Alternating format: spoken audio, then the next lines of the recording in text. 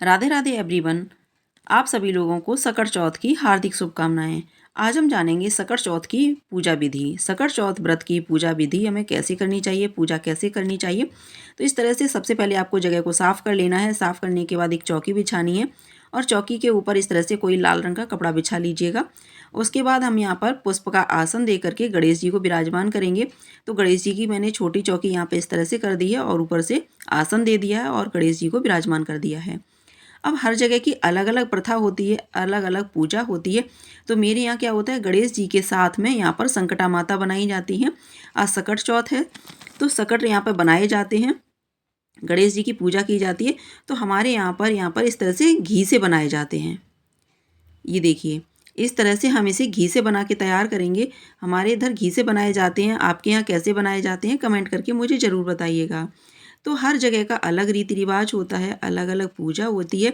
तो मेरे यहाँ जैसे पूजा होती है वैसे ही मैं आप लोगों के साथ शेयर कर रही हूँ। तो ये देख सकते हैं आप, इस तरह से यहाँ पर हमने पैर बना दिए, हाथ बना दिया और यहाँ पर ये मुंह बना दिया, कान बना दिए। इस तरह से मतलब पूरी एक आकृति बनाई जाती है। तो इस तरह से हमें पूरी आकृति बना लेनी है। अब इस तरह से यहाँ पर हम विराजमान करेंगे। तो विराजमान करने से पहले हम यहाँ पर थोड़ा सा पुष्प ले लेते हैं। पुष्प का आसन दे करके ही विराजमान करेंगे इस तरह से। ये देखिए, यहाँ पर हमने पुष्प का आसन दे दिया। अब यहाँ पर हम इस तरह से इन्हें विराजमान कर देंगे।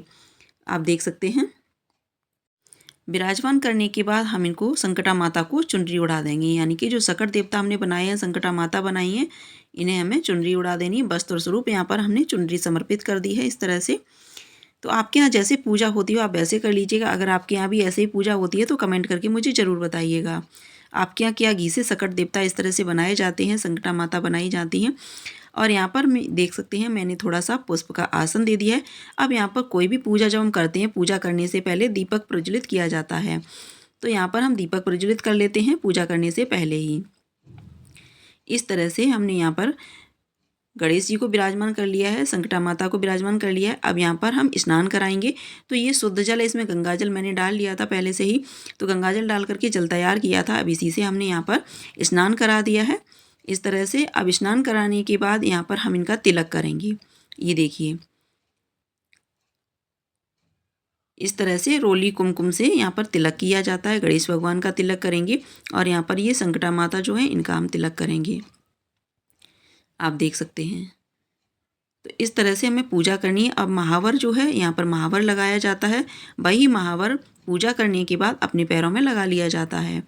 अब यहाँ पर देखिएगा, सकट का जो त्यौहार होता है यहाँ पर तिल का बहुत महत्व होता है। तो हमें चावल की जगह पर तिल ही समर्पित करने होते हैं। तो ये कटोरी में मैंने तिल ले लिए हैं, तो तिल समर्पित कर दिए हैं। अब गणेश भगवान को हम यहाँ पर दूर्वा समर्पित करेंगे। दूर्वा समर्पित कर दी है इस तरह से, आप देख सकते हैं। अब दूर्वा समर्पित करने के बाद हमें क्या करना है, इस तरह से आप देखेंगे गणेश भगवान को भी हम यहाँ पर वस्त्र समर्पित करेंगे। वस्त्र स्वरूप आपके पास कोई चुनरी हो तो आप समर्पित कर दीजिएगा, अगर नहीं है तो कलावा वस्त्र स्वरूप आप समर्पित कर सकते हैं। इसके बाद हम पुष्प समर्पित करेंगे। पहले गणेश भगवान को पुष्प समर्पित करेंगे, उसके बाद जो हमने सकट देवता बनाए हैं, संकटा माता बनाई है, इन्हें हम पुष्प समर्पित करेंगे। और गणेश भगवान को ये देखिए हमने सुपारी, इलायची, ये सभी चीज़ें समर्पित कर दी हैं। हो सके अगर आपको पान मिल जाता है तो पान भी आप चढ़ा दीजिएगा। पान भी गणेश भगवान को चढ़ाया जाता है। तो इस तरह से मेरे पास अभी पान नहीं था, मुझे नहीं मिला, तो इसलिए मैं नहीं चढ़ा पाई। जो भी सामग्री आपके पास हो उसी से आप पूजा कर सकते हैं। ऐसा नहीं मन में कभी विचार करना है कि हमारे पास ये सामग्री नहीं है तो मैं पूजा कैसे करूं। जो भी आपके पास सामग्री है आप उसी से पूजा कर सकते हैं। ये देखिए, ये तिलकुट है। ये तिलकुट का बहुत महत्व होता है सकट चतुर्थी के दिन। संकट चतुर्थी के दिन आप देख सकते हैं कई जगह इसे संकष्टी चतुर्थी कहते हैं, कई जगह इसे सकट बोला जाता है। आपके इधर से क्या बोलते हैं बताइएगा। और यहाँ पर मैंने देखिएगा लड्डू का भोग बनाया है। ये देखिए, मिठाई मैंने घर पे ही बना के सभी तैयार की है। तो यहाँ पर मिठाई का भोग लगा देंगे। इस तरह से भगवान से प्रार्थना करेंगे, हे प्रभु मैंने आपका भोग यहाँ पे तैयार किया है, बहुत प्रेम पूर्वक मैंने यहाँ पे भोग बनाया है, प्रसाद बनाया है, तो मेरा प्रसाद ग्रहण करना। इस तरह से हम आग्रह करेंगे भगवान से कि भगवान मेरी पूजा स्वीकार करना और भोग स्वीकार करना। इस तरह से तिल समर्पित कर देंगे। लड्डू हमने बनाए हैं तिल के, वो समर्पित कर देंगे। मावा के लड्डू बनाए वो समर्पित करेंगे और जो बर्फ़ी बनाई है वो भी समर्पित करेंगे। अब हमारे इधर ये प्रचलन है कि यहाँ पर जो आटा और तिल मिला कर के इस तरह से ये बकरी की आकृति बनाई जाती है। इस तरह से तो इसका पूजन जरूर किया जाता है। तो यहाँ पर आप देखेंगे, यहाँ पर हमने समर्पित कर दिया है, गणेश जी की पूजा कर ली है और यहाँ पे जो सकट देवता बनाए थे, संकटा माता बनाई थी, उनकी पूजा कर ली है। तो इस तरह से इसका भोग जरूर लगाया जाता है और शाम के समय इसको काटा जाता है। किसी भी चांदी का कोई सिक्का हो या चांदी की कोई भी चीज़ हो, चांदी की चीज़ से इसे लड़के काटते हैं हमारे इधर। आपके इधर कैसी परंपरा है, कमेंट करके बताइए। अब यहाँ पर हम ले लेंगे, हाथ में तिल लेंगे और ये पुष्प लेंगे। अब हम यहाँ पर कथा पढ़ेंगे, संकटा माता की कथा पढ़नी है। एक बार देवता लोग भगवान शंकर के पास गए। उस समय भगवान शिव के सम्मुख स्वामी कार्तिकेय तथा गणेश जी भी विराजमान थे। शिव जी ने दोनों बालकों से पूछा, तुम में से कौन ऐसा वीर है जो देवताओं का कष्ट निवारण करे? तब कार्तिकेय ने अपने आप को देवताओं का सेनापति प्रमाणित करते हुए देव रक्षा योग्य तथा सर्वोच्च देव पद मिलने पर अधिकारी सिद्ध किया। फिर शिव जी ने गणेश जी से कहा,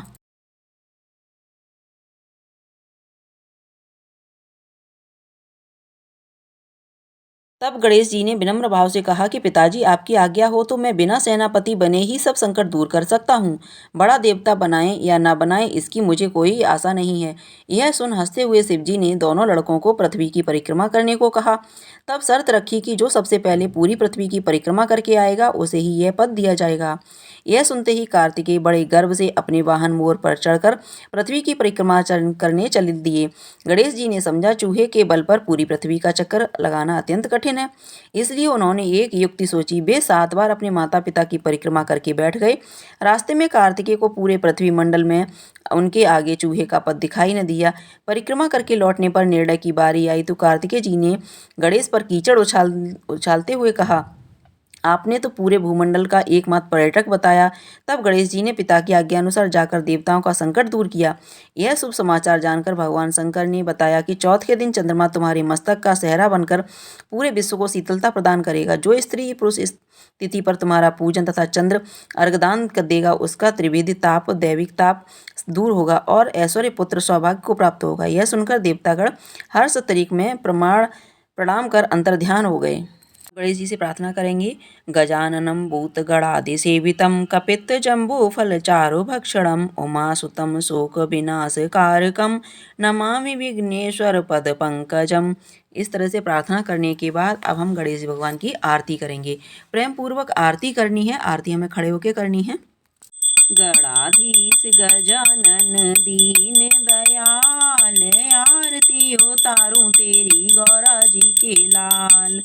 लंबोदर चतुर्भुज लीला तेरी न्यारी है, वक्रतुंड महाकाय चूहे की सवारी है।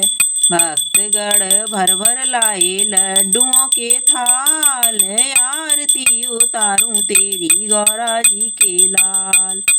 गणाधीश गजानन दीन दयाल, आरती उतारूं तेरी गौरा जी के लाल। ब्रह्मा विष्णु रुद्र से भी पहले पूजा तेरी है, कार्य सिद्ध हेतु तेरी कृपा भी जरूरी है।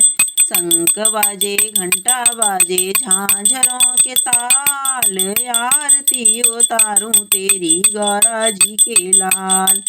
गणाधीश गजानन दीन दयाल, आरती उतारूं तेरी गौरा जी के लाल।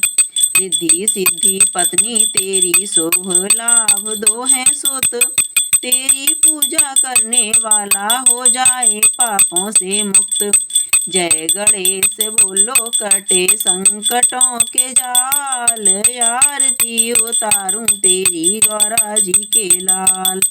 गणाधीश गजानन दीन दयाल, आरती उतारूं तेरी गौरा जी के लाल। धनहीन धन पाते बलहीन बल है, रोगवान नमन करें रोग जाए टल है। बुद्धि के प्रदाता तेरी जय हो ओंकार, आरती उतारूं तेरी गौरा जी के लाल। गणाधीश गजानन दीन दयाल, आरती उतारूं तेरी गौरा जी के लाल।